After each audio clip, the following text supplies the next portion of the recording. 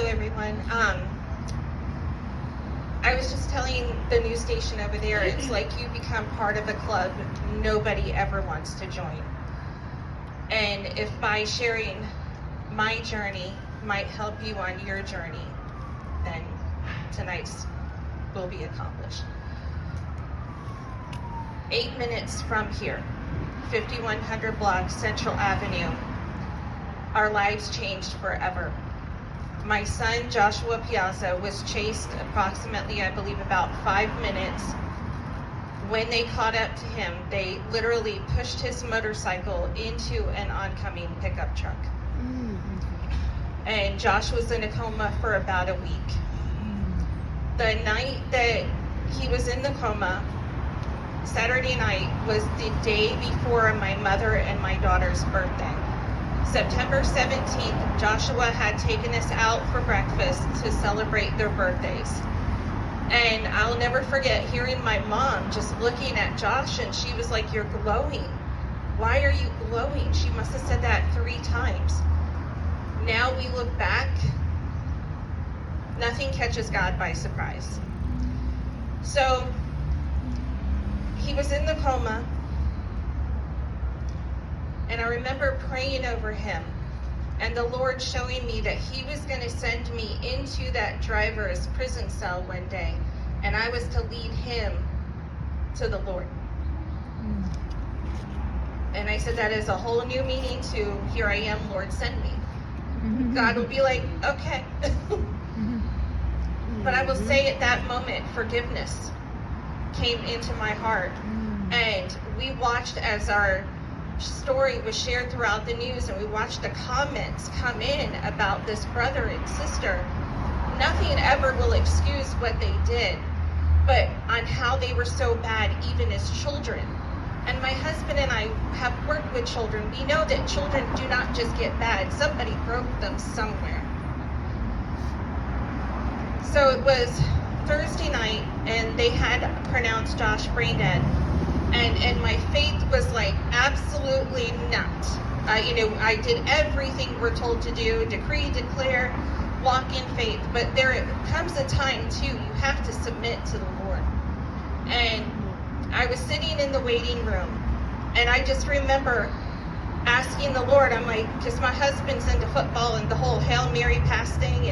And I was like, Lord, if you're not going to give me one of those in regards to Joshua fully rising up out of this bed,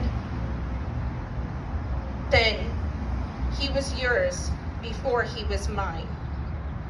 And if it's better for him to go to your home than to come back to mine, I know I'm going to see him again. But I cannot fathom him waking up with almost every broken bone in his body. And I remember I asked the Lord, I was like, please don't put me in a position to where I have to make that decision about life-sustaining measures. I was like, if he is to come home to you, please begin to start that process naturally. And I think it was within an hour that Josh started leaving us. We had a 30-day break, and we were right in court. And one of the things, I did not care if it was a pre-trial hearing. Anytime our case was referred to, I was going to be in that courtroom. When I made that decision, I did not know that it was going to lead to almost a 3-year court battle of every 4 to 6 weeks that we were in there and coming face to face with them. But I will tell you, I experienced God throughout this journey like I have never experienced God. Our lives changed, but he does not. He will bring beauty from ashes. He will restore the broken pieces.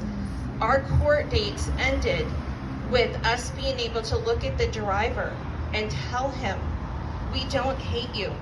We forgive you. God has a plan and a purpose for your life still, and he loves you so much. And then we got to be advocates for the sister. The brother was the driver. The sister apparently was hanging out the window, encouraging everything. Sometimes I wonder if the sister was never there, would it have happened? but we had a choice with her as well. We ended up advocating for her to go into the Pinellas County's new mental health court called Q. So when we were able to tell her brother that we forgave him and to watch finally some sort of emotion come upon him, and I'm like, I can't, we've got to do something for her. So I called our attorney and I said, I want to advocate for her to get into that mental health program. She's only looking at 2 years, maybe. That's going to do nobody any good if she goes in there and she comes out and just continues the cycle. So the last time I saw her was her welcoming day into the Q program. And it was beautiful. God allowed me 20 minutes to talk to her and to tell her about our son, and to end it with, just like I told your brother, I'm telling you, we don't hate you. We pray for you. God still has a plan and a purpose for your life. And I just want to end this. So one of the things that we're very big on is when Joshua's birthday comes, when some people call it the death anniversary date, when those times come, we do something to honor him. Joshua was a spunky 21-year-old with no fear. So he was always trying new things. One of the things he always talked about, though, is he wanted an animal farm. And Ross and we want a retreat center that runs like a bed and breakfast. And just weeks before Josh passed, I said, what do you think about, and I have to mimic him because he was so funny. I go, what do you think about having your animal farm on the bed and breakfast property? He goes, that could work. So I don't know how we're going to do this, but here is our faith board that is going to have his animal farm, that will have some screaming goats. Y'all, I don't know how to take care of goats, but we're going to do this. And so I just want to encourage you, if you are feeling stuck, if you are feeling lost, first of all, that is totally normal and that is okay. And there is help out there.